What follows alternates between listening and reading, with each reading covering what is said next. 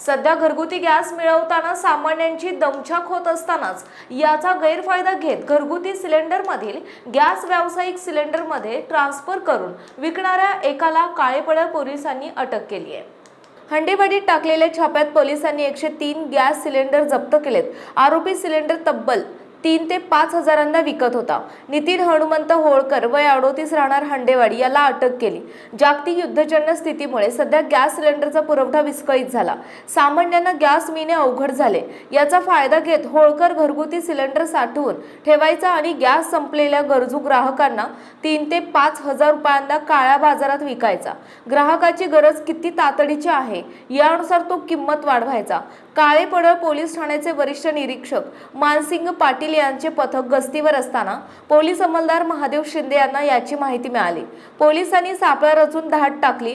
यावेळी वेगवेगळ्या कंपन्यांचे 103 सिलेंडर गॅस ट्रान्सफर करण्यासाठी लागणारे साहित्य असा 90 हजारांचा मुद्देमाल जप्त केला।